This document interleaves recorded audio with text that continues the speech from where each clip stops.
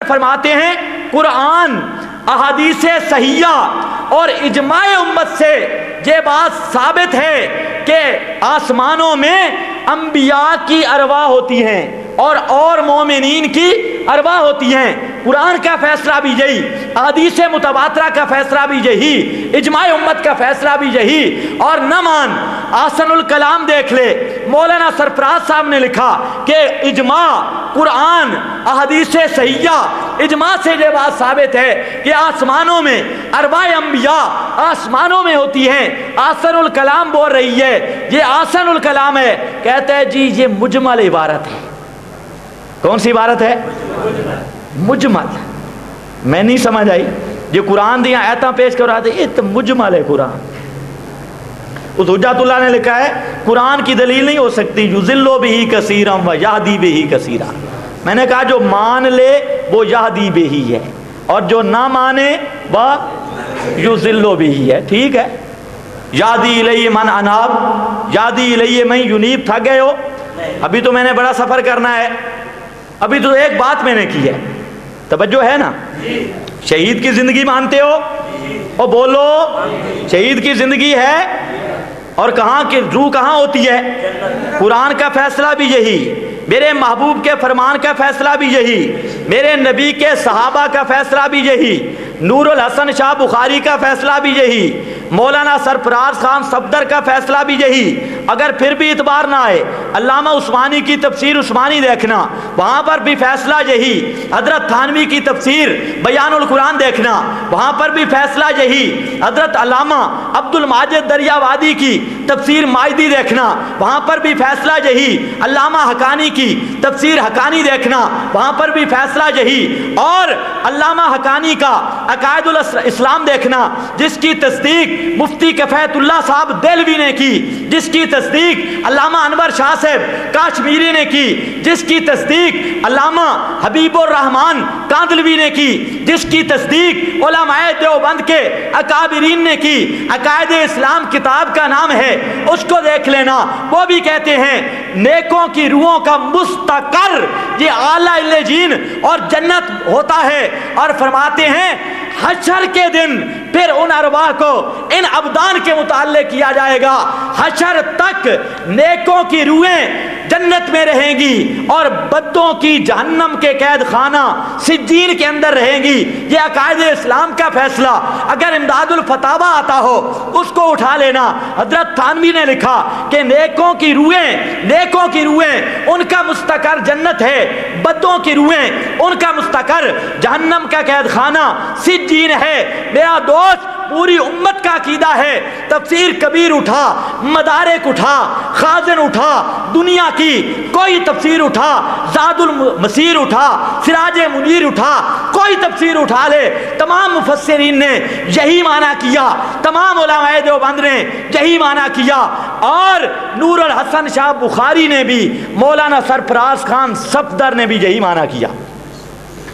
حجت اللہ کہتا ہے روح واپس آ جاتی ہے۔ بات سمجھیے، توجہ ہے؟ جو تھکے ہیں ان کو راستہ دو، جانے دو۔ جو بیٹھنے والے ہیں ذرا ہاتھ کھڑا کریں۔ ماشاءاللہ۔ شہید کی زندگی مانتے ہو؟ توجہ ہے؟ شہید کی شان زیادہ ہے یا نبی کی؟ جب شہید کی روح جنت میں ہے تو زیادہ شان کس کی ہے؟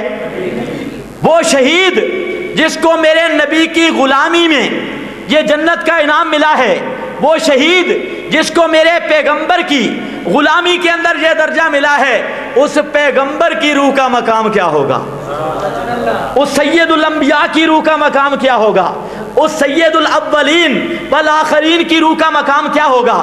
اس رحمت کائنات، فخر موجودات، افضل البشر، اکمل البشر، پوری کائنات کے افضل و اعلیٰ ہستی حضرت محمد الرسول اللہ صلی اللہ علیہ وسلم کی روح کا مقام کہاں ہوگا؟ قرآن مقدس کی عبارت النص بتاتی ہے ارواح شہداء کی حیات کا مطلب یہ ہے ارواح شہداء جنت میں ہیں۔ میرا دوست، یہ عبارت النص ہے، اور قرآن کی دلالت النص بتاتی ہے کہ ارواح انبیاء کا مقام جنت ہے۔ अरबाए अंबिया का मकाम जन्नत है। और फिर अल्लाह के महबूब खुद फरमाते हैं, मैंने मेराज मनामी में जन्नत का वो मकाम देखा, जिब्रील मेरे साथ थे, मेकाइल मेरे साथ थे।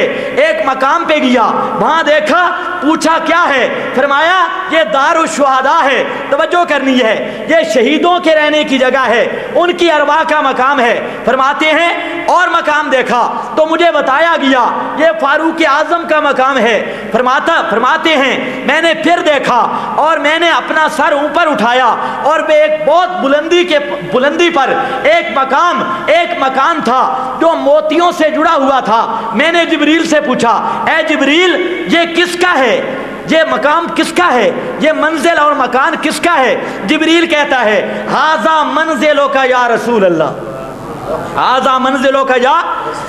अरबाए शुहदा की हवेली नीचे है, अरबाए मोमिनीन की हवेली नीचे है। चूंकि शहीद की शान कम है, मोमिनीन की शान कम है, अंबिया की शान बुलंद है, अंबिया की शान ऊंची है, तो अंबिया की अरवा का मुस्तकर भी जन्नत में ऊंचा है। फरमाते हैं मैंने देखा, मैंने जिब्रील से कहा, मेकाइल से कहा, दानी अदखुल मंजिली, मुझे छोड़ो, मैं अपना मकान देखना चाहता हूँ। कैसा मकाम है मेरा दोस्त, तवज्जो कर, मेरा दोस्त, फिर कह रहा हूँ तवज्जो कर।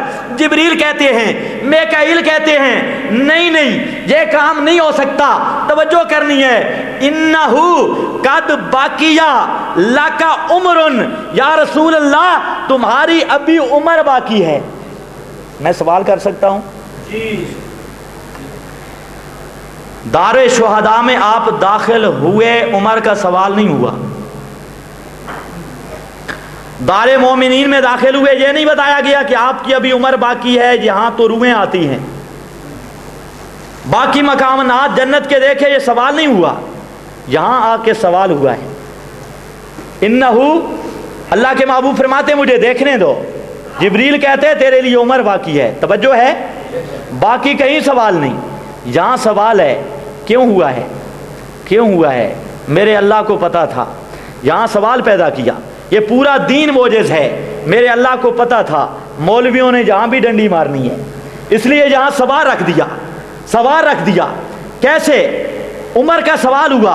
और फरमाते हैं जब आप इस्तकमलता, जब आप दुनिया की उम्र पूरी कर लेंगे तो ये मंजिल आपको मिल जाएगी, ये मंजिल आपको मिल जाएगी। और अल्लाह के महबूब सल्लल्लाहु अलैहि वसल्लम फरमाते हैं वो कैसी मंजिल थी, सकफहु अर्शुर रहमान, सकफहु अर्शुर रहमान, उस मंजिल बिल्डिंग की छत रहमान का अर्श था।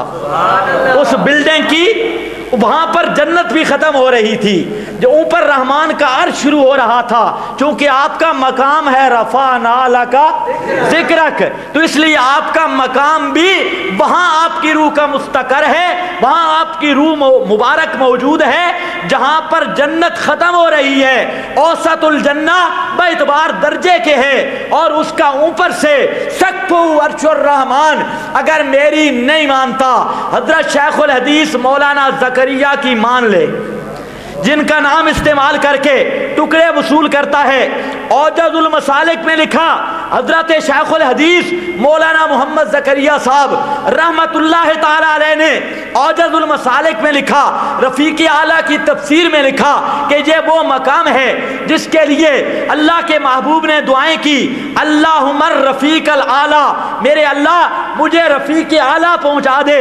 हजरत शेखुल हदीस फरमाते हैं रफ़ीक़ आला ये जन्नत का वो आला मकाम है, यस्कुनून फ़ीहा